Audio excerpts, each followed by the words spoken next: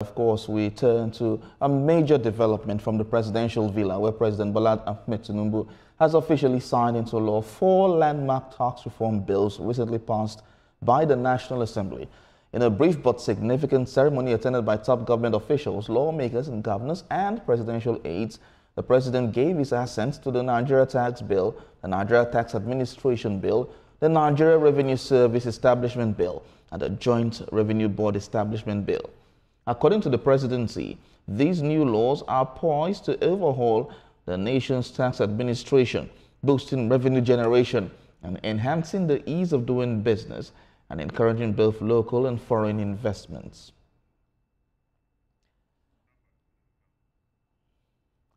Yeah, we will be taking a closer look at what this means for the economy, businesses, and everyday Nigerians in our discussion with economic and finance analyst Mukhtar Mohammed. Thank you so much for joining us. Thank you for having me. All right, so these 4 tax laws have been signed after months of back and forth public debates and political tension. Let's start with the basis now. What does this mean for the Nigerian economy and, of course, the average taxpayer? What changes are to be expected first? Well, for the Nigerian economy, we have a modern tax law. What we've been using is an outdated tax law, for a very long time. So we have a modern tax law that tends to bring everybody. You see, what we've seen in government for a long time is this act of widening the tax law, which more or less was more like creating more burdens to the already taxed. But this time we are seeing the widening the tax law to see how it can help businesses grow and enhance the ease of doing business. Like if you look at the Nigerian Tax Act, it's all about removing duplication and also helping the ease of doing business. Yeah. If you look at the tax administration law also, that also will eliminate maybe what we call double taxation. It would make multiple taxation. It will make sure that every level of government know their rules in the local government, state government, and also for the average Nigeria, the working class. And this is the first time we are seeing a tax policy that is going to improve the life in terms of structural reform, because that's what I have been campaigning for.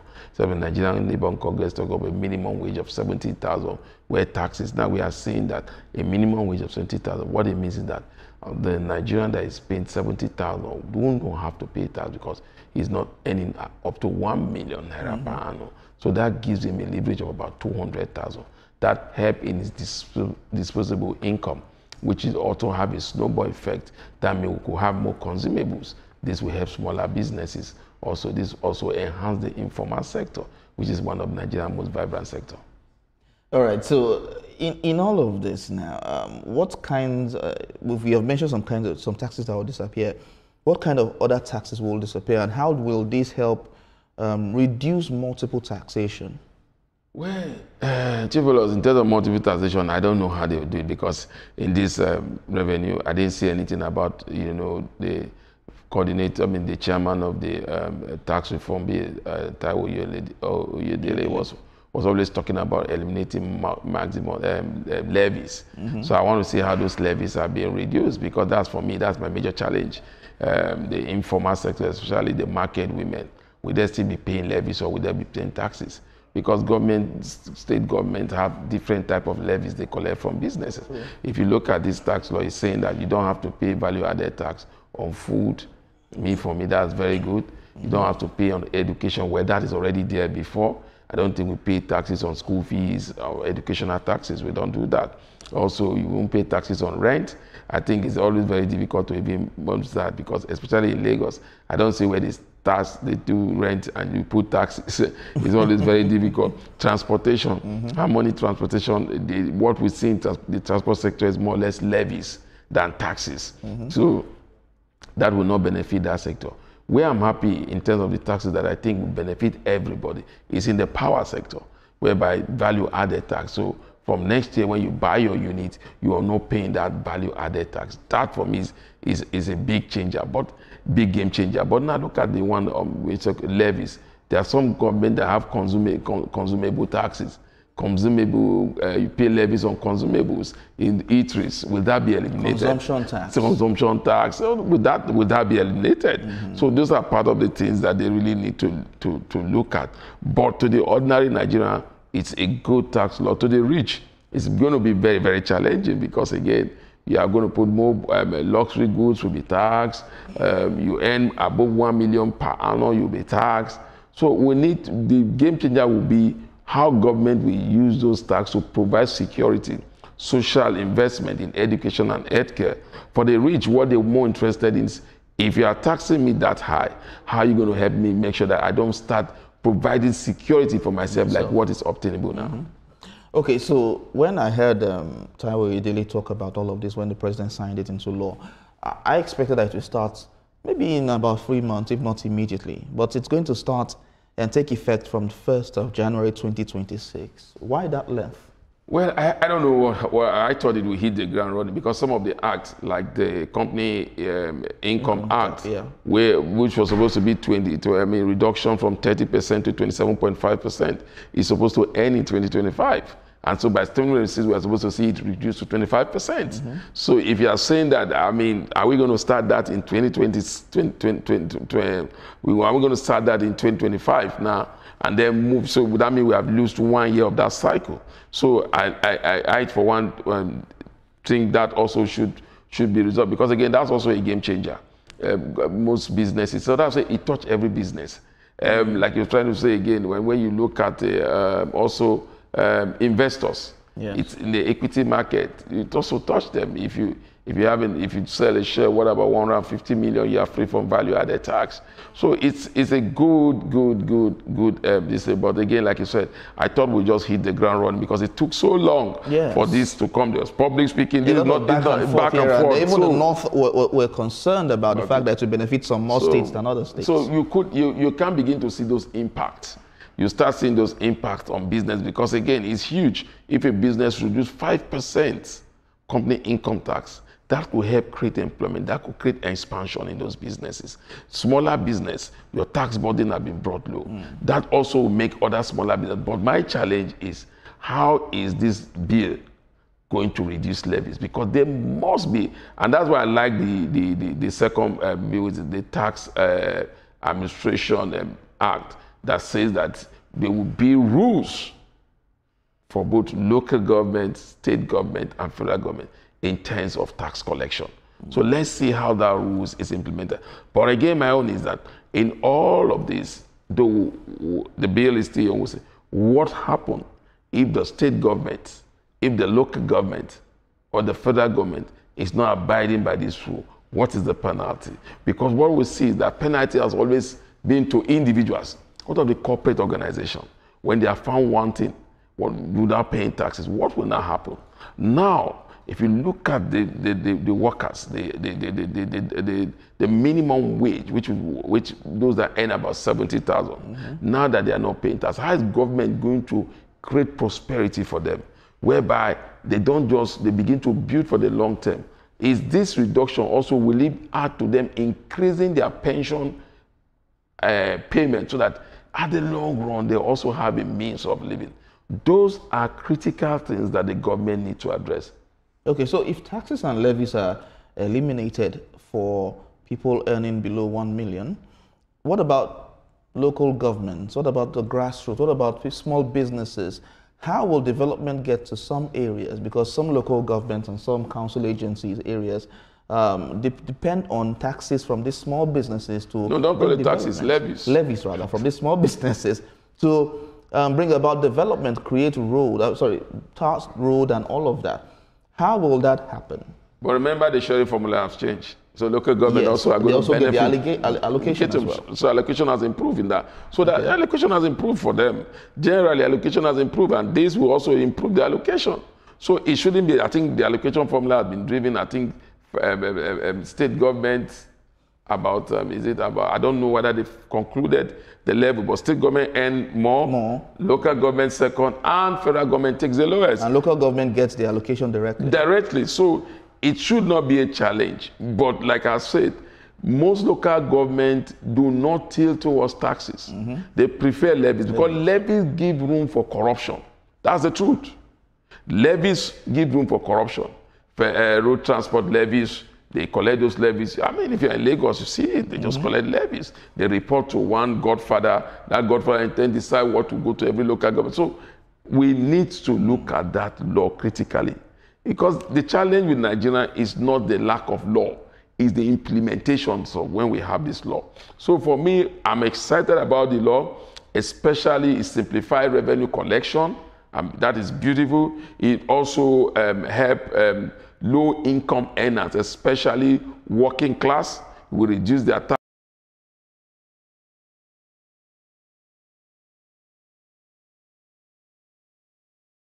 It helps smaller business for expansion because it reduces their tax burden.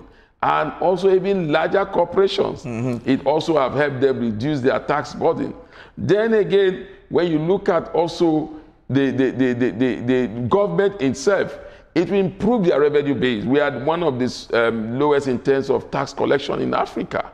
So the government is saying by 2026, they attempt to use that to improve tax collection to about 18%.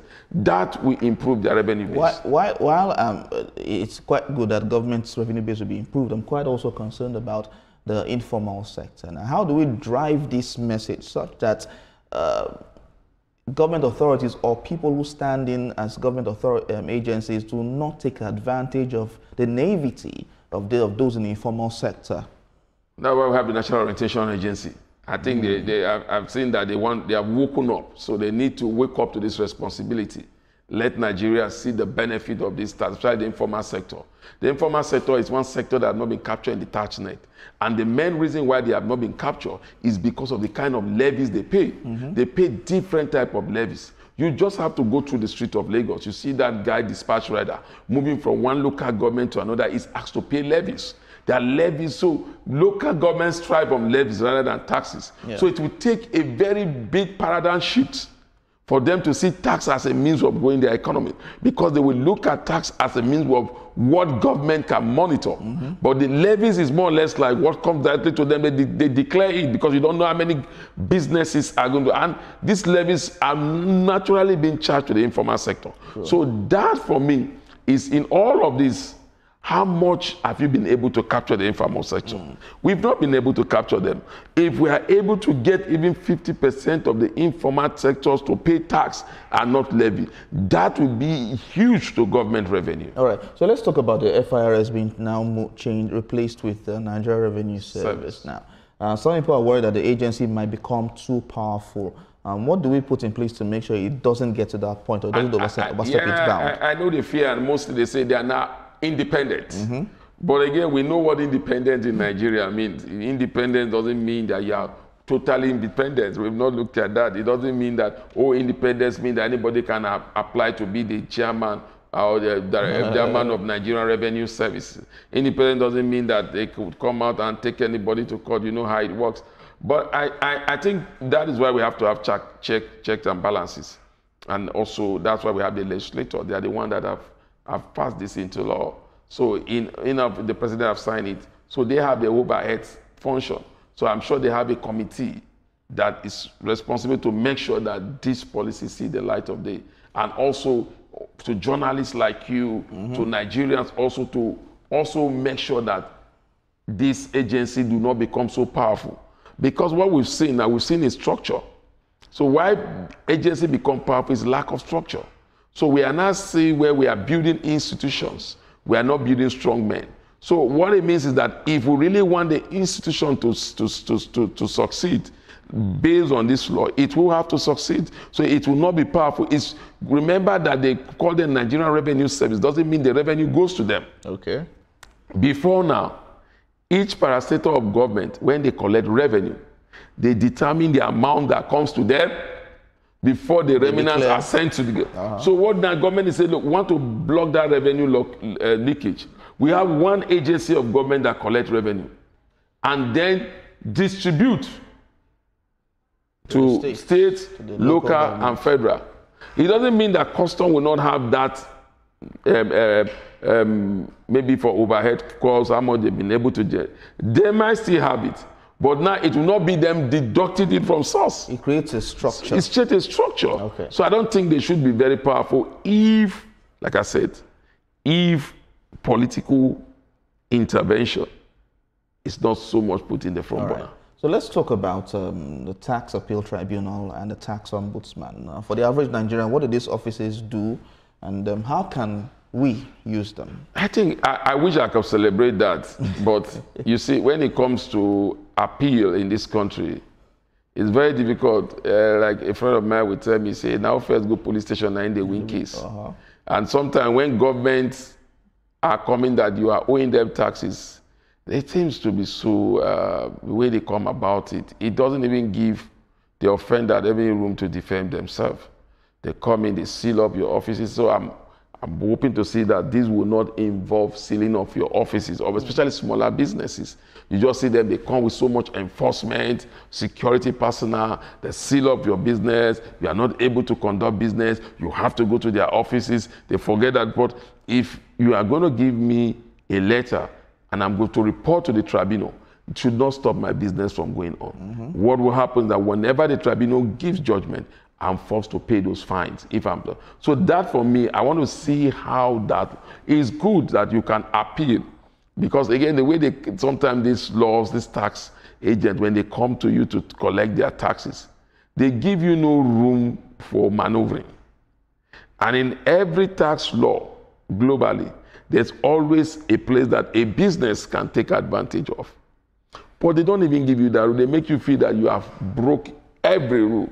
So, but again, it will be good, and that's where tax consultants will really have to come in, because they are the ones to represent this smaller business in the tax tribunal. So, hopefully that will see the light of the day. All right, are you concerned about the changes, these changes might just lead to more taxes in the long run?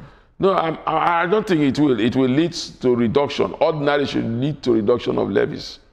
And I think we streamline the taxes. It's very streamlined. It's just 4 tax acts. Streamline company income tax, personal tax, value-added tax. It is streamlined.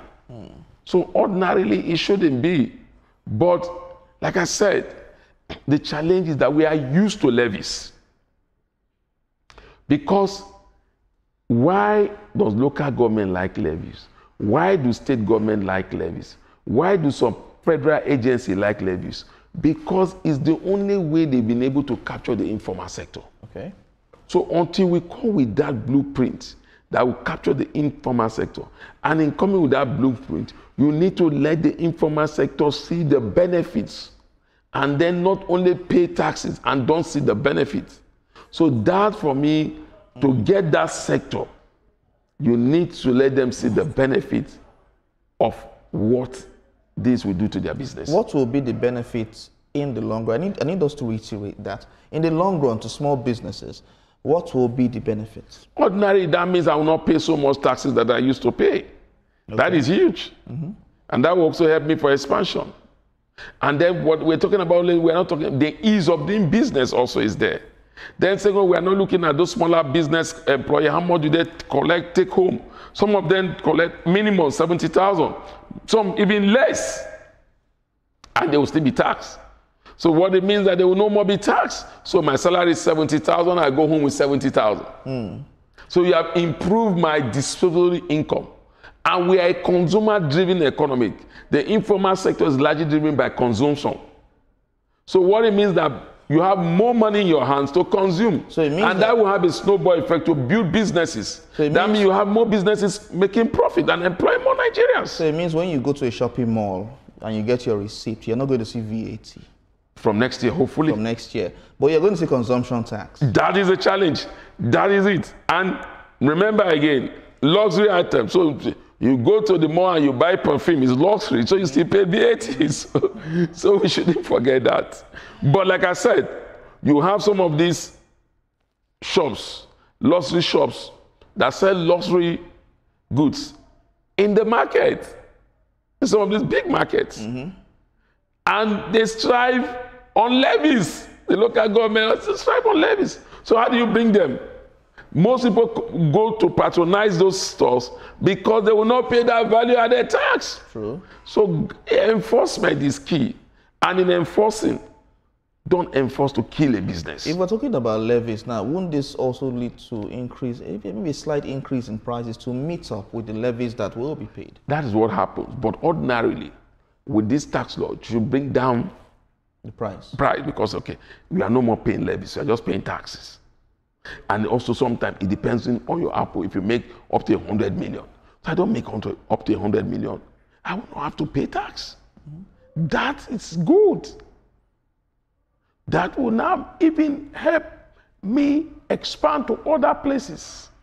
And remember, when business begin to expand, they don't want to remain like that. True. So they want to. So at a point, they will expand to the levies where they will start paying taxes, and that will improve the revenues of government.